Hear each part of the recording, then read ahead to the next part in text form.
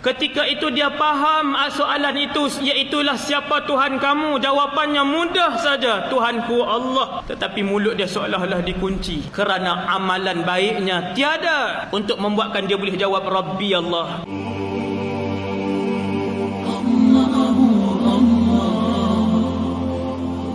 Bersama dengan mereka pakaian yang lusuh dan busuk lalu dipakaikan kepada mereka ke semua pasukan malaikat yang diketuai oleh malaikat maut itu. Di belakang dia kesemuanya malaikat azab.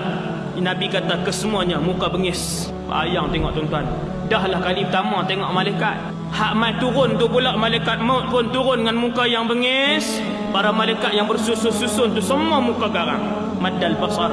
Malaikat maut pun mai duduk di kepala dia. Ayyatuhan nafsul khabithah, wahai roh yang keji, keluarlah kamu kepada kemurkaan Allah. Tuan-tuan, bila dia sebut macam tu, Nabi kata roh tadi bertempiaran dalam badan dia.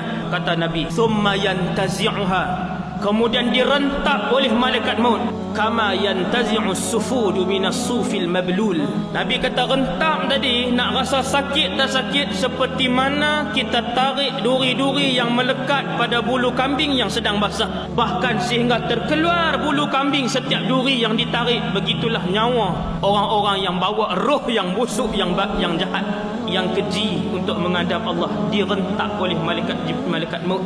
Fayakhudhuha, dia pun ambil, pakaikan pakaian yang busuk tadi, bawa pergi ke langit. Lalu malaikat azab, tak sah ni malaikat azab, setiap kali lalu mereka akan kata ma hadhihi ruhul muntinah, ni roh siapa yang busuk teruk sangat ni. Malaikat-malaikat pun jawab, ini roh fulan ibn fulan. Nama siapa? Nama kita. Nama Facebook ke nama Twitter? Nama ni orang panggil kita ni. Hak nama mak ayah bagi tu. Ada manusia hari ni mak ayah bagi nama elok dah. Nama Safiyah binti Abdullah. Oh tak mau, nak buat Katrina. Satu masa esok dia akan diseru dengan nama yang paling buruk bagi dia di atas muka bumi. Malaikat langit sampai ke langit pertama, malaikat azab minta izin. Tuan-tuan, malaikat hak jaga langit pertama lain, langit kedua lain, malaikat azab minta izin. La yustaftah, langit tidak dibuka. Subhanallah. Habis tuan-tuan, nak pergi ke mana tuan-tuan? Roh mereka pergi ke mana? Wala yadkhulunal jannah, mereka takkan masuk dalam syurga. Hatta yalijal jamalu fi sammil khiyat, sehinggalah seekor unta boleh masuk ke dalam lubang jarum, barulah puak-puak ni masuk syurga. Tuan-tuan, lubang jarum, unta nak masuk bila? Jawapan dia tak masuk dah. Samalah seperti mana roh-roh busuk, roh-roh hina yang membawa dosa yang begitu banyak, yang tak heran buat dengan orang kerosakan di atas muka bumi Allah. Dia naik esok, Tuhan tutup pintu langit, hang jangan masuk. Allah pun sebut dalam keadaan pintu langit tidak dibuka, Tuhan pun sebut dengan satu seruan, uktubu kitabahu fis sijjin. Ini nama tempat tak elok, sijjin.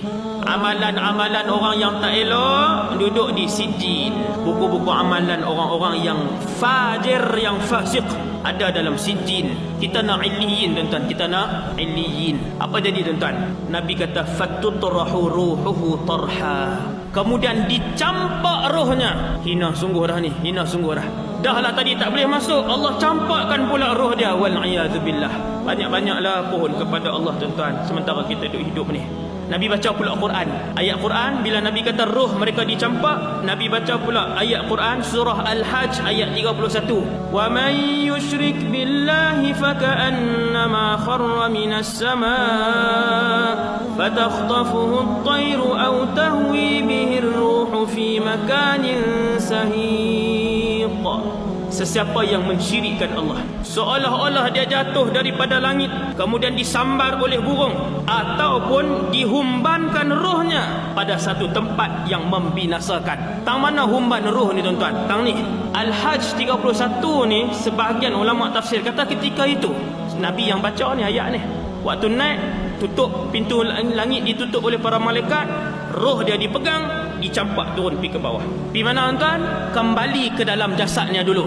Masuk balik jasad dia. Sebab apa? Nak tanya dulu. Masuk balik dalam jasad dia, maka datanglah dua malaikat, Munkar dan Nakir. Malaikat Munkar dan Nakir pun main tanya dia, Man Rabbuka? Siapa Tuhan kamu? Tuan-tuan, Nabi kata dia jawab apa? Dia jawab la adri. Dalam bahasa Arab ni dia nganga. Ketika itu dia faham soalan itu, iaitulah siapa Tuhan kamu. Jawapannya mudah saja, Tuhanku Allah. Tetapi mulut dia seolah-olah dikunci kerana amalan baiknya tiada untuk membuatkan dia boleh jawab Rabbi Allah. Dia jawab la adri, aku tak tahu. Keluar daripada mulut dia kata Rasulullah, aku tak tahu. Malaikat tanya, madinuka, apa agama kamu? Dia kata dua kali lagi, la adri. Dia terkejut tuan-tuan dengan soalan tu, dia terkejut. Kemudian soalan ketiga, apa yang kamu i'tiqad kamu kepada lelaki yang dihantarkan kepada kamu?